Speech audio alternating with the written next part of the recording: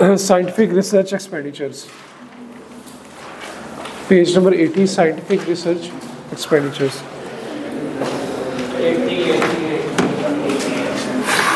Section 26.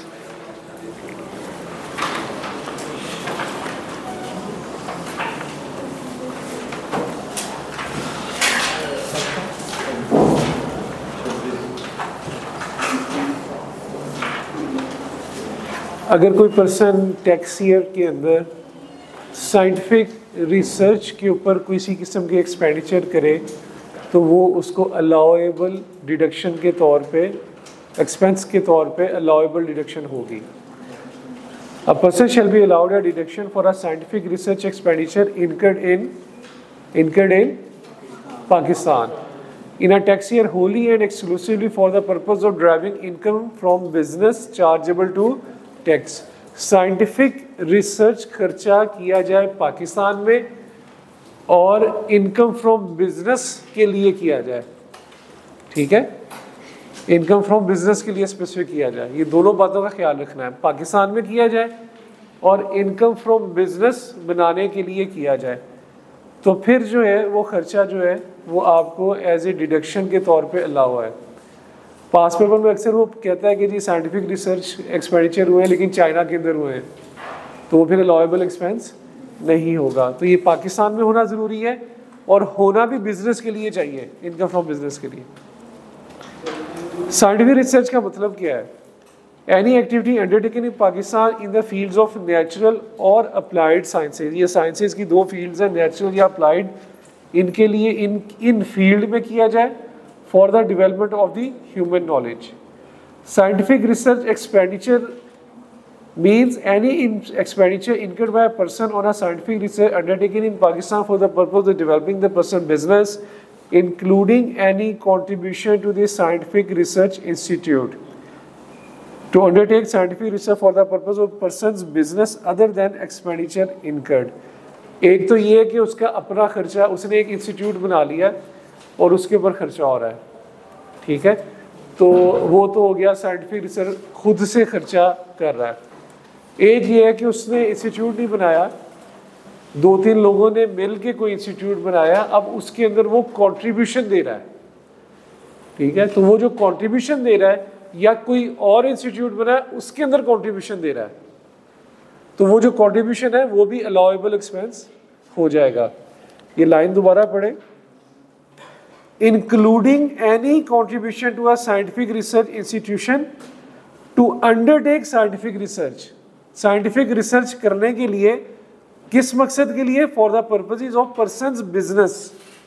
उसके business के लिए कोई और अदारा साइंटिफिक रिसर्च कर रहा है तो उसको जो ये कंट्रीब्यूशन दे रहा है वो भी अलाउएबल एक्सपेंस. एक तो खुद है, खुद बना ले, और एक अगर किसी और अदारे को कंट्रीब्यूशन दे रहा है तो वो भी अलाउएबल खर्चा. सही है.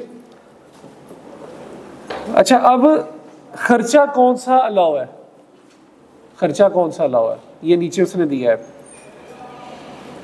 बिल्डिंग बनाई साइंटिफिक रिसर्च के लिए, ठीक है, इंस्टीट्यूट के लिए बिल्डिंग बनाई, नॉट अलाउएबल. वो खर्चा अलाउएबल नहीं है क्योंकि बिल्डिंग को हम कहाँ पर डील करेंगे? डेप्रिसिएशन के तौर पे सेक्शन 22 के अंदर. वो साइंटिफिक रिसर्च की बिल्डिंग साइंटिफिक रिसर्च के इन खर्चों के अंदर अलाउ नहीं है. In the acquisition of immovable property, land खरीदी इसलिए कि साइंटिफिक इंस्टीट्यूट रिसर्च का अदारा ऊपर बनाएंगे तो ये भी खर्चा अलाउएबल खर्चा नहीं है. In the acquisition of any depreciable asset, इससे जो ऊपर था बिल्डिंग भी, एनी डेप्रिशिएबल एसेट, कोई फर्नीचर भी खरीदा, कोई मशीनरी भी खरीदी तो वो भी अलाउएबल खर्चा नहीं है. कोई सॉफ्टवेयर खरीदा, इंटेंजिबल एसेट, तो वो भी अलाउएबल खर्चा नहीं है. For the purpose of ascertaining the existence, location, extent or quality of a natural deposit.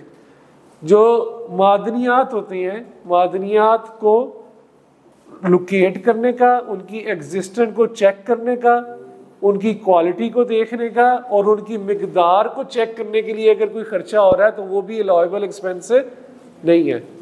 मादनियात नहीं, नेचुरल रिसोर्सेज, उनकी डिगिंग करने का, उनको लोकेट करने का, उनकी क्वालिटी को चेक करने का जो खर्चा है वो भी अलाउएबल खर्चा नहीं है। तो फिर खर्चा अलाउ कौन सा है?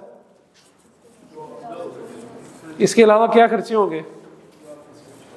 हाँ, सैलरीज पे कर रहे हैं, वेरी गुड। यानी कि डे टू डे एक्सपेंसेस, ये तो वो हो गया ना कि जो कैपिटल एक्सपेंडिचर थे, जो रेवेन्यू एक्सपेंडिचर थे, सैलरीज पे कर दी, मटेरियल कुछ खरीद लिया, ठीक है। तो ये सारा कुछ जो डे टू डे एक्सपेंसेस आएंगे। रिसर्च कर रहे थे, उसके लिए कोई केमिकल की कमी पड़ गई, वो केमिकल खरीद लिया, ठीक है। जो एग्जिस्टिंग कोई साइंसदान रखे हैं, एक तो आप लोग साइंसदान है, एक एक्सेल वाले साइंसदान है, ठीक है। तो साइंसदान जो रखे हो तो वो भी क्या हो जाएंगे, उनकी जो तनख्वाहें दे रहे हैं वो भी अलाउएबल एक्सपेंसेस। आप माशाल्लाह टैक्स के साइंसदान मान रहे हैं सारे, ठीक है। तो ये अलाउएबल है, जो कैपिटल एक्सपेंडिचर है वो नॉट अलाउएबल है, क्योंकि बिल्डिंग सेक्शन 22 में डेप्रिसिएशन में डील करेंगे, इंटेंजिबल हमने अभी पढ़ना है सेक्शन 25 के अंदर, वहां पे डील कर लेंगे। लैंड जो है उसके ऊपर डेप्रिसिएशन वैसे अलाउ नहीं होती। तो जो खर्चे अलाउ हैं वो उनकी सैलरीज आ जाती है, मटेरियल का बाया जाता है, कोई रिपेयर एंड मेंटेनेंस निकल आई डे टू डे एक्सपेंसेस की, तो वो उसके अंदर आ जाती है, ठीक है। इसके अंदर जो पॉइंट टू बी नोटेड है कि वो पाकिस्तान में होना चाहिए और बिजनेस से रिलेटेड होना चाहिए। Employees training and facilities. अच्छा नहीं, इसका चौथा point, scientific research institution means any institution certified by the board as conducting scientific research in Pakistan. तो अगर आप किसी अदारे में कंट्रीब्यूशन दे रहे हैं, जैसे अभी हमने पढ़ा था ऊपर कि अगर किसी अदारे में कंट्रीब्यूशन दें तो वो कंट्रीब्यूशन हमें अलाउएबल एक्सपेंस होगा, लेकिन वो अदारा किससे अप्रूव्ड होना चाहिए? बोर्ड से अप्रूव होना चाहिए। As conducting scientific research in Pakistan, अगर वो बोर्ड से अप्रूव नहीं है अदारा, तो उसको देने वाला कंट्रीब्यूशन क्या हो जाएगा? डिसअलाउ हो जाएगा, ठीक है। आगे employ training and facilities. A person shall be allowed a deduction for any expenditure other than capital expenditure. यहां पे भी वो पहले ही बोल पड़ा कि डे टू डे के खर्चे अलाउ होंगे, कैपिटल खर्चे अलाउ नहीं होंगे। Incurred in a tax year, किस लिए? In respect of any educational institution or hospital in Pakistan established for the benefit of the persons, employees and their dependents। कोई भी तालीमी अदारा बना लिया गया या कोई भी हस्पताल बनाया गया अपने एम्प्लॉयज़ के फ़ायदे के लिए या उनके डिपेंडेंट्स के फ़ायदे के लिए, तो उस पर होने वाला रेवेन्यू खर्चा अलाउएबल एक्सपेंस है, उसमें होने वाला रेवेन्यू एक्सपेंस अलाउएबल है, कैपिटल नहीं, ठीक है। डॉक्टरों की तनख्वाहें अलाउएबल एक्सपेंस है, ठीक है। मेडिसिन की खरीदारी अलाउएबल एक्सपेंस हो जाएगी, ठीक है। Repair and maintenance allowable expense हो जाएगी। तो ये जो डे टू डे के उनके जो खर्चे हैं वो अलाउएबल एक्सपेंस हो जाएंगे। लेकिन अगर आपने पूरा इंस्टीट्यूट बनाया है, उसकी बिल्डिंग, उसकी लैंड, उस पर कैपिटल एक्सपेंस अलाउ नहीं होगा।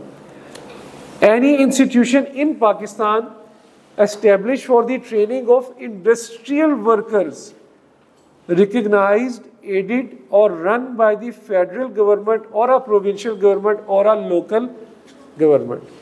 कोई भी इंस्टीट्यूट पाकिस्तान में हो और उसका मकसद ये हो कि उसने इंडस्ट्रियल वर्कर को ट्रेन करना है, तो उसको देने वाली एड जो होगी वो अलाउएबल एक्सपेंस है, अगर वो फेडरल गवर्नमेंट रन कर रहा हो, प्रोविंशियल गवर्नमेंट रन कर रही हो या लोकल गवर्नमेंट रन कर रही हो। यानी कि इन तीनों गवर्नमेंट में से किसी एक गवर्नमेंट ने एक ऐसा इंस्टीट्यूट बनाया जिसका मकसद ये है कि हमने इंडस्ट्री के वर्कर्स को ट्रेन करना है, तो आप उसके अंदर कोई कंट्रीब्यूशन कर रहे हैं तो वो भी आपका अलाउएबल एक्सपेंस हो जाए, क्योंकि इंडस्ट्री के वर्कर्स हो सकता है कि आपकी इंडस्ट्री से रिलेटेड ही ऐसे उन्होंने इंस्टीट्यूट बनाया, तो वो फिर इवेंचुअली आपको फ़ायदा हो जाएगा, उस पर्सन को फ़ायदा हो जाएगा।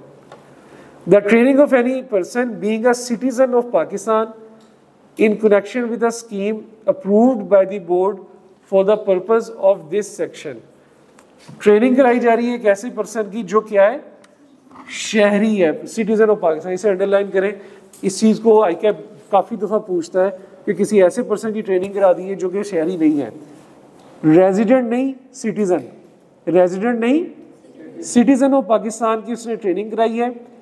किसी ऐसी स्कीम के तहत जो स्कीम अप्रूव की थी बोर्ड ने, तो उस ट्रेनिंग पे आने वाला जो खर्चा है वो क्या हो जाएगा, अलाउएबल एक्सपेंसेस। ठीक है, किसी शहरी की ट्रेनिंग करवाई है ऐसी स्कीम के तहत जो बोर्ड ने अप्रूव की थी, तो उस ट्रेनिंग पे आने वाला खर्चा क्या हो जाएगा, रेवेन्यू खर्चा, अलाउएबल हो जाएगा। ठीक है, तो ये दो छोटे से सेक्शन से इसके।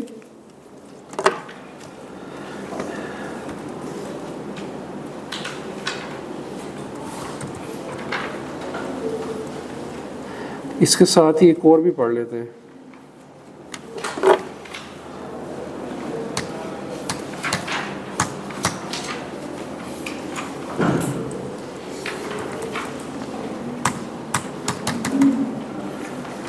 इसमें आगे आ रहा है pre commencement expenditures.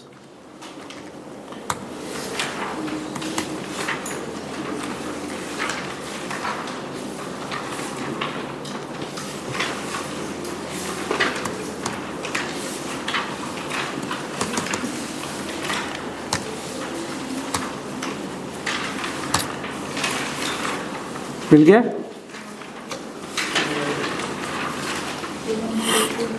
Page number 98 पे आ रहा है जी pre commencement expenditure. Page number 98 pre commencement expenditure section 25। ये बेसिकली तीनों इकट्ठे, वो 26-27 था, ये 25 है। ये बुक में जरा ऊपर नीचे लिखे हैं, वैसे ये सेक्शन तीनों ये इकट्ठे हैं, 25, 26, 27। अच्छा जी, प्री कमेंसमेंट एक्सपेंडिचर्स क्या होते हैं? क्या लग रहा है नाम से? काम शुरू करने से पहले के खर्चे, काम शुरू करने से पहले के खर्चे। A person shall be allowed a deduction for any pre-commencement expenditure at 20% per annum on a straight line basis। ठीक है जी, 20% के लिहाज से स्ट्रेट लाइन बेसिस पे प्री कमेंसमेंट खर्चे अलाउएबल डिडक्शन है। प्री कमेंसमेंट कहते किसे हैं, नीचे डेफिनेशन में देखें। Pre-commencement means any expenditure incurred before the commencement of the business, business से पहले हो, wholly and exclusively जो के हुए हो सारे के सारे और सिर्फ wholly and exclusively to drive income chargeable to tax, including the, अब ये अंडरलाइन करें, cost of feasibility study। feasibility study बनाई बिजनेस की, उसके ऊपर कॉस्ट आई, तो ये प्री कमेंसमेंट एक्सपेंडिचर है। फिजिबिलिटी बनाई कि बिजनेस फिजिबल रहेगा या नहीं रहेगा, प्रोडक्ट को कैसे चलाना है या नहीं चलाना, कौन कौन से प्रोडक्ट मार्केट में लेके जाने, प्रॉपर्ली एक फिजिबिलिटी बनाई। ठीक है, कंस्ट्रक्शन ऑफ प्रोटोटाइप्स, प्रोटोटाइप्स को बनाया। प्रोटोटाइप्स का पता क्या होता है?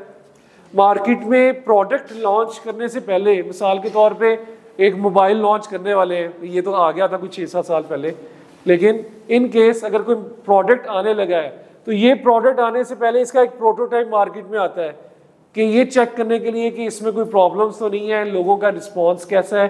तो वो जस्ट लिमिटेड एक प्रोटोटाइप, सेम उसी तरह का प्रोडक्ट मार्केट में ये प्रोडक्ट ऑफिशियल लॉन्च करने से पहले दिया जाता है। ठीक है, ऑफिशियली लॉन्च करने से पहले उसका एक प्रोटोटाइप बनाया जाता है कि इस तरह का हमारा प्रोडक्ट होगा, उसमें फलाने फीचर्स होंगे, तो उसको आप प्रोटोटाइप कहते हैं। तो अगर आपने जो प्रोटोटाइप बनाया है उसको कंस्ट्रक्ट करने की जो कॉस्ट है, ठीक है, यानी कि आपका जो ऑफिशियल प्रोडक्ट लॉन्च करना है उसी तरह का एक प्रोटोटाइप बिल्कुल सेम, उसकी एग्जिस्टेंस, उसकी शक्ल, उसके फीचर्स, वो मार्केट में पहले ऑफिशियली लॉन्चिंग से पहले बताया जाता है कि जी हम ये प्रोटोटाइप बना रहे हैं। तो उसको कंस्ट्रक्शन करने का जो भी खर्चा है, एंड ट्रायल प्रोडक्शन एक्टिविटी, जब आपने प्लांट निकाल लिया, लगा लिया, तो कमर्शियल सेल से पहले, कमर्शियल सेल क्या होती है कि आपने ऑर्डर्स के अगेंस्ट कोई सेल कर दी हो। ठीक है, ऑर्डर्स के अगेंस्ट कोई सेल करनी थी और प्रोडक्शन करनी थी उसके अगेंस्ट ऑर्डर किया, आपको लोगों की तरफ से ऑर्डर आ गया तो वो आपने प्रोडक्शन स्टार्ट की। उससे पहले आपने ट्रायल प्रोडक्शन रन किया। ठीक है, ये चेक करें कि हमारा प्लांट सही भी चल रहा है कि नहीं चल रहा। तो वो जो ट्रायल प्रोडक्शन होता है वो भी प्री कमेंसमेंट के अंदर आती है। मिसाल के तौर पे कोई चीज़ का प्लांट है, तो चीज़ का भी आपके पास ऑर्डर नहीं आया, लेकिन अब आपने प्लांट लगा लिया है, तो आपने अब ये देखना कि ये प्लांट सही भी काम कर रहा है कि नहीं कर रहा। तो आपने क्या किया कि उसकी चेकिंग करने के लिए रिकमेंडेड था कि जी 10,000 kg वैसे निकाल के देखें चीज़ के। तो वो जो 10,000 kg उन्होंने निकाले ट्रायल के तौर पे कि क्या हमारा प्लांट जिस तरह हम चाह रहे हैं उस तरह काम कर रहा है, तो इसे हम कहते हैं ट्रायल प्रोडक्शन रन। अब वो जो 10,000 kg है वो किसी ऑर्डर के अगेंस्ट तो नहीं ना है, ठीक है, ना ही किसी कस्टमर ने कहा कि मुझे दे दो, वो तो आपने करना ही करना था, क्योंकि वो आपने प्लांट को ये देखना था कि क्या वो जिस तरह हम चाह रहे हैं उस तरह चल भी रहा है कि नहीं। इसमें मसले आ जाते हैं कई दफ़ा, वो प्रोडक्ट की क्वालिटी गलत निकाल देते हैं, फिर उसको सेट करके फिर चलाते हैं, फिर उसको सेट करते हैं, फिर जब तक आप जिस तरह का प्रोडक्ट चाहते हैं उस तरह का निकल नहीं आता तब तक वो ट्रायल रन चलता ही रहता है। तो वो जो ट्रायल रन होता है उसको भी ये कहते हैं कि ये प्री कमेंसमेंट एक्सपेंडिचर है। ऑब्वियसली आपने मार्केट के अंदर उसे बेचना नहीं है अभी, तो ये आपका प्री कमेंसमेंट एक्सपेंडिचर, उसको चलाने का, उसको मटेरियल खरीदने का खर्चा, उसके ऊपर लेबर जो लगी है उसका खर्चा, वो सारा प्री कमेंसमेंट एक्सपेंस आ जाएगा। अगर आप चीज़ बना रहे हैं तो उसके लिए जो दूध खरीदा होगा, ठीक है, उसकी जो क्वालिटी टेस्टिंग कराई होगी, उसमें जो मटेरियल ऐड किए होंगे, उसके अंदर केमिकल्स ऐड किए, तो वो 10,000 kg बनाने के लिए जो इतना मटेरियल खरीदा उसके ऊपर जो आपने लेबर लगाई, वो सारी की सारी प्री कमेंसमेंट एक्सपेंडिचर कहलाएगी, ठीक है। तो क्या क्या चीज़ें प्री कमेंसमेंट में आती हैं? फिजिबिलिटी का बनाना, प्रोटोटाइप का बनाना और ट्रायल प्रोडक्शन रन। ये तीनों चीज़ें जो हैं आपकी प्री कमेंसमेंट एक्सपेंडिचर में आती हैं, और इनका ट्रीटमेंट क्या है? 20% स्ट्रेट लाइन बेसिस पे, 20% स्ट्रेट लाइन बेसिस के ऊपर, ठीक है। यानी कि अगर मेरी ट्रायल प्रोडक्शन की कॉस्ट 10 मिलियन आ गई है 2022 में, तो इसकी ऑफिशियल ट्रीटमेंट क्या है?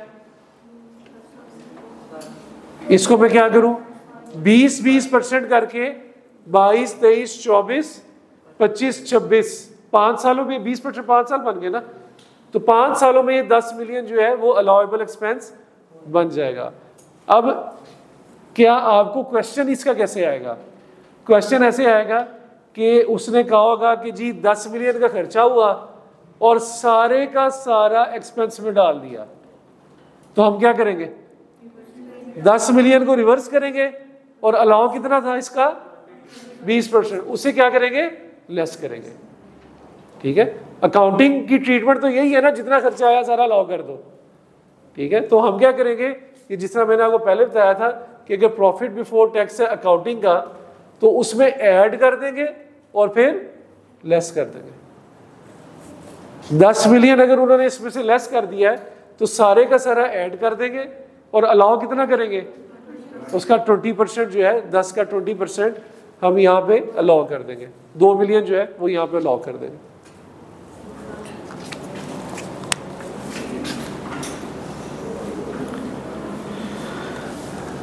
आगे चले, बट शैल नॉट इंक्लूड, इसके अंदर शामिल नहीं किया जाएगा एनी एक्सपेंडिचर, कोई भी खर्चा which is incurred in acquiring land, वही वाली बात, और विच इज डेप्रिशिएटेड और अमोर्टाइज्ड, यानी कि कोई फर्नीचर उसमें शामिल नहीं है, लैंड शामिल नहीं है, बिल्डिंग शामिल नहीं है, सॉफ्टवेयर शामिल नहीं है, कोई कंपनी के लिए गाड़ी ली है वो शामिल नहीं है। ये सारे के सारे कहाँ पे जाएंगे? अपने अपने सेक्शंस के तहत इन्हें डील किया जाएगा। डेप्रिसिएशन को डेप्रिसिएशन के मुताबिक, अमोर्टाइजेशन को अमोर्टाइजेशन के मुताबिक डील किया जाएगा। तो ये खर्चे इसमें शामिल नहीं होंगे। इसके अलावा जिस तरह मैंने आपको बताया, मटीरियल खरीदने का खर्चा, सैलरी का खर्चा, केमिकल्स का खर्चा, तो ये सारा उसके अंदर आ जाएगा। The total deduction allowed under this section in the current year and all previous tax year in respect of an amount of pre-commencement expenditure shall not exceed the amount of expenditure। Total खर्चा 10 million से ज्यादा का हो सकता है? नहीं हो सकता। तो 5 सालों में 10 मिलियन ही अलाउ करेंगे, ऐसा नहीं हो सकता 11 या 12 मिलियन अलाउ करना है। No deduction shall be allowed under this section where a deduction has been allowed under any other section of this ordinance for the entire amount of the pre-commencement expenditure in the tax year in which it is incurred। हो सकता है कि government of Pakistan कह दे कि फलाना खर्चा करोगे तो जिस साल करोगे उस साल सारा अलाउ कर देंगे, तो फिर ये ट्रीटमेंट करने की जरूरत है नहीं। तो ये वो लिखेगा कि अगर गवर्नमेंट ऑफ पाकिस्तान ने ये कह दिया कि जिस साल आप ये प्री कमेंसमेंट का खर्चा करेंगे हम आपको सारा अलाउएबल एक्सपेंस कर देंगे टैक्स की नज़र में, तो फिर इस तरह से ट्रीटमेंट करने की ज़रूरत नहीं है। ये उन केसेस में होता है जिस केसेस के अंदर गवर्नमेंट चाहती हो कि लोग ये वाला बिजनेस करें, ठीक है। उसके अंदर फिर गवर्नमेंट उन्हें फ़ायदे भी देती है ना कि यार आप फलाना बिजनेस करें। मिसाल के तौर पे पाकिस्तान के अंदर एनर्जी की कमी थी तो गवर्नमेंट ने कहा कि जी सोलर लगाएं, आज से 2, 3, 4 साल पहले। अगर आप सोलर के प्लांट लगा लेंगे यहाँ पे जहाँ पे सोलर के पैनल्स की प्लेटें बनेगी तो उस प्लांट के सारे प्री कमेंसमेंट खर्चे हम आपको पहले साल में ही अलाउ कर देंगे, आपको पहले साल में ही अलाउ कर देंगे। तो इस तरह से फिर ये ट्रीटमेंट करने की ज़रूरत ही नहीं है, वो पहले साल में सारा खर्चा अलाउ हो जाए। तो ऐसे इंसेंटिव्स गवर्नमेंट देती है, लेकिन वहाँ पे जहाँ पे गवर्नमेंट चाहती हो कि लोग इस काम में आए। ठीक है जी, ये 3 सेक्शन से, ये जरा छोटे से सेक्शन से बन गए, इनको पहले डिस्कस कर ले। हमारा साइंटिफिक रिसर्च का खर्चा अलाउएबल है, उसकी कंडीशंस है। एम्प्लॉयज़ की ट्रेनिंग और फैसिलिटीज़ का खर्चा वो भी विद कंडीशंस अलाउएबल है। और प्री कमेंसमेंट एक्सपेंडिचर ये भी विद कंडीशंस, इसमें कंडीशंस तो नहीं है इतनी, इसमें खर्चे की टाइप बताई है और ये भी अलाउएबल एक्सपेंस के अंदर आता है। Back to the main topic आज, इंटेंजिबल्स, अमोर्टाइजेशन। आ जाएं जी, अमोर्टाइजेशन, इंटेंजिबल्स इसके ऊपर ही है। डेप्रिसिएशन हम अपनी पढ़ चुके हैं।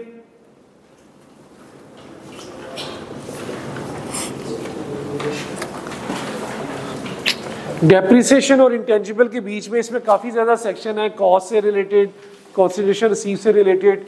वो इंशाल्लाह कल, अगर ये आज मेरा इंटेंजिबल ख़त्म हो गया तो कल सारे वो इंशाल्लाह ख़त्म हो जाएंगे। तो छोटे छोटे सेक्शंस हैं। मेन चीज़ जो है वो आपकी हो चुकी है इनकम फ्रॉम बिजनेस में। अब बिल्कुल छोटे छोटे से टॉपिक रह गए, जिस तरह अभी मैंने ये 3 बताए हैं, तो छोटे छोटे से कॉन्सेप्ट हैं, इंशाल्लाह साथ साथ हो जाएंगे।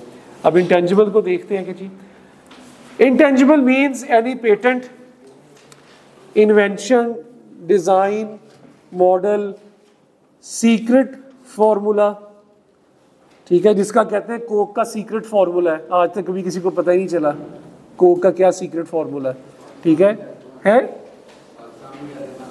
पाकिस्तान में वो पेटेंट फार्मूला वहाँ से आया हुआ है ना, ठीक है।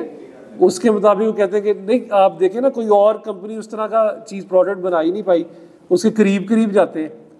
तो सीक्रेट फार्मूला, कोई प्रोसेस, कॉपीराइट, ट्रेडमार्क, साइंटिफिक और technical knowledge, computer software, motion picture film, export quotas, आपको एक्सपोर्ट करने के लिए जो इजाज़त दी जाती है उसमें कोटा फिक्स किया जाता है कि आप इतना कोटा एक्सपोर्ट कर सकते हैं। फ्रेंचाइज, लाइसेंस, इंटेलेक्चुअल प्रॉपर्टी और अदर लाइक प्रॉपर्टी और राइट, कॉन्ट्रेक्चुअल राइट्स, यहाँ तक ये सारे का सारा इंटेंजिबल्स कहलाता है, ठीक है। आज से पहले आपको पता था कि सॉफ्टवेयर इंटेंजिबल है, ठीक है, लेकिन ये पढ़ के पता चला काफ़ी कुछ इंटेंजिबल्स में आता है टैक्स की नज़र में, ठीक है। इंटेलेक्चुअल प्रॉपर्टी भी, यानी कि आपका दिमागी knowledge, that is also an intangible asset as per tax knowledge, ठीक है। तो ये सारी की सारी चीज़ें आपकी जो है वो इंटेंजिबल्स में कहलाती है। And any expenditure that provides an advantage or benefit for a period of more than 1 year, कोई भी खर्चा जो आपको 1 साल से ज्यादा का फायदा दे वो भी इंटेंजिबल कहलाएगा। लेकिन other than expenditure income to acquire depreciable asset और अनअप्रूव्ड लैंड, क्या ख्याल है वो कौन सा खर्चा ऐसा है जो 1 साल से ज्यादा का फायदा दे सकता है?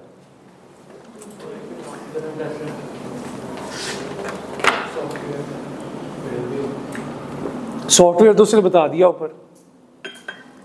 ऊपर जो नाम लिखे हैं उनके अलावा कौन सा खर्चा ऐसा है जो 1 साल से ज्यादा का बेनिफिट दे सकता है?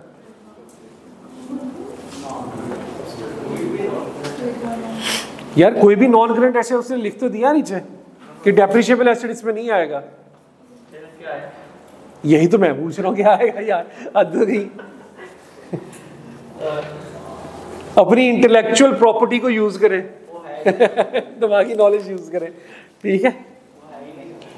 बेसिकली आपकी जो एडवर्टीजमेंट कैंपेन्स होती हैं, ठीक है, ये उसकी बात कर रहा है कि अगर आपने कोई एडवर्टीजमेंट कैंपेन की है किसी एक प्रोडक्ट से रिलेटेड, तो उसका जो बेनिफिट है, उस प्रोडक्ट से आने वाला बेनिफिट, उस कैंपेन से आने वाला जो बेनिफिट है उस प्रोडक्ट को, that is more than 1 year. तो ये उसकी बात कर रहा है, that is also an intangible asset, ठीक है। मार्केटिंग कैंपेन, एडवर्टीजमेंट एक्सपेंसेस, तो ये भी इसके अंदर फॉल करेगा।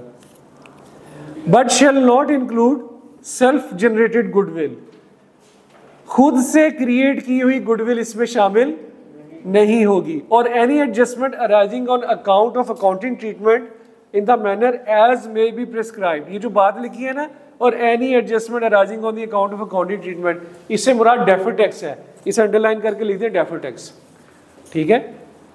ये दो चीजें जो हैं ये इंटेंजिबल में फॉल नहीं करे। खुद से क्रिएट की हुई गुडविल, यानी कि जिसकी कोई बेसिस नहीं है, वो कहे जी हमारा जो प्रोडक्ट है वो सारी चीजें मिला मिलू के तो 10 मिलियन है, ठीक है, लेकिन हमारा नाम बहुत है इसलिए ये 12 मिलियन का है। अब वो जो नाम बहुत का 2 मिलियन एक्स्ट्रा ले रहा है वो क्या है?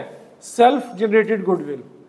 तो वो जो खुद से क्रिएट की हुई गुडविल है वो आपकी इंटेंजिबल एसेट में नहीं आती, क्योंकि जी नाम ही काफी है ना, लोग नाम की वजह से भी चीज को, प्रोडक्ट को खरीदते। तो वो जो नाम के पैसे हैं self generated, that is also not intangible asset. तो ये इंटेंजिबल की डेफिनेशन, और डेफर्ड टैक्स जो है वो भी इंटेंजिबल में नहीं आएगा। इंटेंजिबल एलिजिबल फॉर अमोर्टाइजेशन, कौन सा इंटेंजिबल ऐसा है जिसपे अमोर्टाइजेशन लगेगी? A person shall be allowed an amortization reduction in accordance with this section in the tax year for the cost of the person intangibles that are wholly or partially used by the person in the tax year in deriving income from business chargeable to tax। ये तो पुरानी बात ही है ना, depreciation में भी यही पड़ा है कि ऐसा एसेट जो सारे का सारा या पार्शियली बिजनेस में इस्तेमाल हो उसमें अमोर्टाइजेशन लगेगी, ठीक है, ये कोई नई बात नहीं है। और जिसकी यूजफुल लाइफ 1 साल से ज्यादा हो उसमें भी अमोर्टाइजेशन लगेगी, ठीक है। The term cost as use in the aforesaid provision is defined in the following manner in the ordinance. Cost किसको कहते हैं? वो कहता है जी कॉस्ट इसको कहते हैं, in relation to an intangible means any expenditure incurred in acquiring, उसको एक्वायर करने का खर्चा, अगर खुद से बना रहे हैं तो उसको क्रिएट करने का खर्चा। आपने डेवलपर बिठाया है और वो एक सॉफ्टवेयर बना रहा है, क्रिएटिंग द इंटेंजिबल, तो उसकी जो खर्चा आएगा खुद से सॉफ्टवेयर बनाने का। Including any expenditure in improving और रीन्यूइंग द इंटेंजिबल, ठीक है। ये जो लाइसेंस होते हैं, जो आप किसी चैनल के लाइसेंस ले लेते हैं कि जी जैसा जियो है या एयरवाई है, ये लोग भी अपने लाइसेंसेस लेते हैं टेली कम्युनिकेशन से और इनको रीन्यू कराते हैं हर 10 साल बाद, 20 साल बाद, 15 साल बाद। तो वो जो रीन्यूअल कॉस्ट है वो भी क्या आती है आपकी इंटेंजिबल, इसके अंदर कॉस्ट में ऐड होगी। जिस तरह ये काफ़ी ज़्यादा आप लोगों को अगर याद हो, कुछ अर्सा पहले स्टार्ट हुआ था कि 4G या 5G पाकिस्तान में आया था, तो जो जितने भी ये नेटवर्किंग टेलीकॉम है, जैज़ हो गया, जोंग हो गया, इन्होंने 4G या 5G को इस्तेमाल करने के लिए लाइसेंसेस लिए थे। वो लाइसेंस आपको ये अलाउ करता है कि जी 10 साल या 15 साल तक आप ये फैसिलिटी यूज़ करेंगे, उसके बाद इसकी रीन्यूअल फीस देंगे, फिर वो 10 साल के लिए यूज़ करेंगे। तो वो जो रीन्यूअल फीस है वो भी इसके अंदर शामिल होगी, ठीक है। लाइसेंस को रीन्यू करने की जो फीस है वो भी इसके अंदर आती है।